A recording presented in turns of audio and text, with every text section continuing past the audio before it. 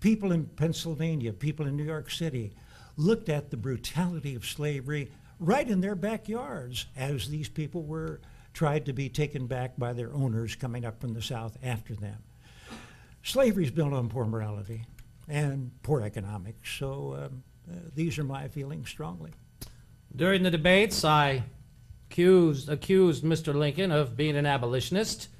I accused him of not supporting our troops in the Mexican War. I wasn't that abolitionist. Free soiler, I could agree with them. No slavery in the territories, only free labor, or you will rob that area of a great economic future. I could agree with the American Party. I could agree with the Whigs, but I couldn't agree with the abolitionists. I thought the abolitionists turned off as many people as they gathered into the Klan. So I really was not warm to the abolitionists. But what he said about the Mexican War when I was in Congress, I thought we had no business in Mexico. We had argued with Great Britain about the boundary between Canada and the United States, that part that had not yet been fixed from the Rockies out to the Pacific. We said that has to be 54th parallel. If it's not 5440, we'll fight. And President Polk, I suppose his hero, said, well, we're going to settle it at the 49th parallel, which it is today. That meant we gave up a lot of land. Now, did Polk put American troops in Mexico to grab land to compensate for that loss? My Whigs accused him of that, and I thought we were the aggressors. We shouldn't have been there. But I also saw something else. There was going to be a land settlement coming out of Mexico, and the land would be developed first into territories and then into states. And those states would be in an area below the Missouri Compromise line.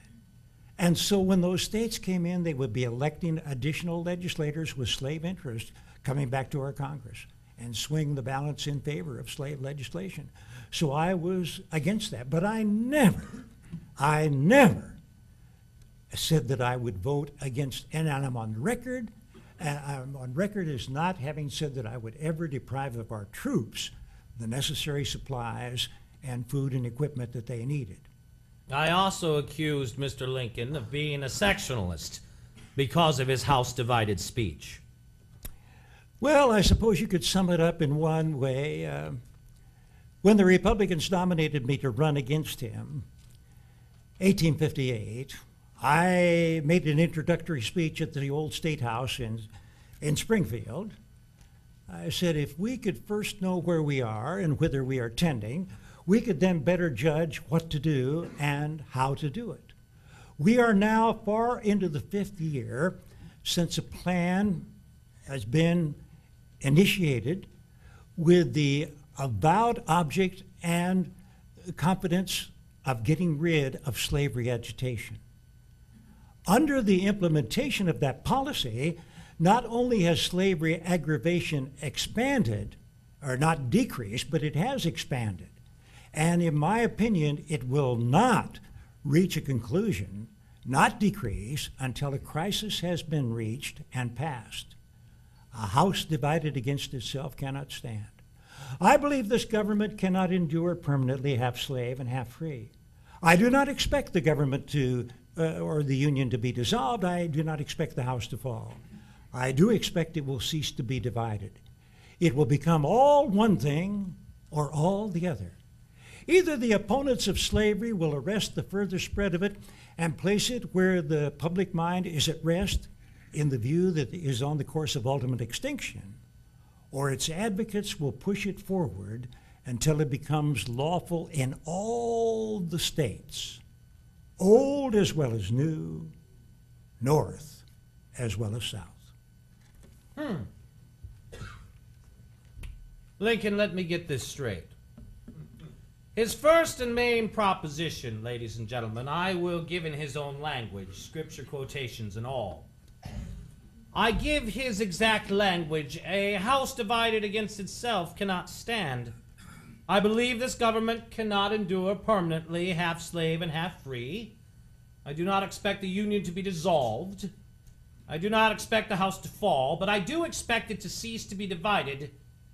It will become all one thing or all the other.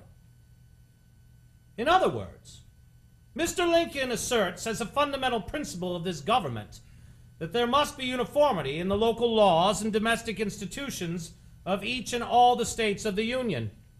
And he therefore invites all the non-slave-holding states to band together, organize as one body, and make war upon slavery in Kentucky, upon slavery in Virginia, upon the Carolinas, upon slavery in all the slave-holding states in the Union, and to persevere in that war until it shall be exterminated. He then notifies the slave-holding states to stand together as a unit and make an aggressive war against the free states of this union with a view of establishing slavery in them all, of forcing it upon Illinois, of forcing it upon New York, upon New England, and upon every other free state, and that they shall keep up the warfare until it has been formally established in them all. In other words, Mr. Lincoln advocates boldly and clearly a war of sections, a war of the North against the South, of the free states against the slave states, a war of extermination, to be continued relentlessly until the one or the other shall be subdued, and all the states shall either become free or become slave. That interpretation was not what I was planning on. I said those words with the idea that if we could keep slavery contained and let cool heads prevail, and knowing that the way to extinction of it was containment, not to let it back and get larger in the North, we would have a chance to do this. I understood its constitutionality, as I have said several times tonight, but the idea was to keep it contained. And this is what I would be for. Never would I advocate warfare among our own citizens over the slavery issue or any other issue. It was a matter of settling it at the bargain table. We thought we had done that in 1820 with the Missouri Compromise.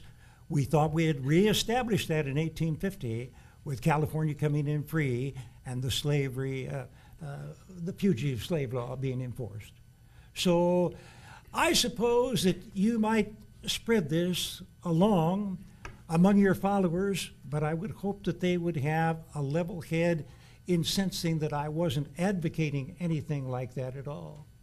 And I always went back to our Declaration of Independence.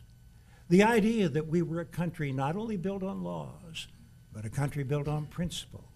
And we had to live up to that principle, that all men are created equal, that it was a fundamental reasoning of why this government started.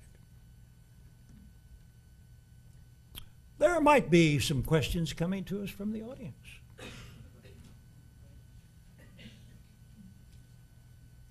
Remember, the press would never have been this quiet. They would have had many things that they would like to inquire about. Anything about, I see a hand way back there. Is it true that you memorized parts of your speeches, but then did extemporaneous speaking as well face-to-face? I was pretty much extemporaneous.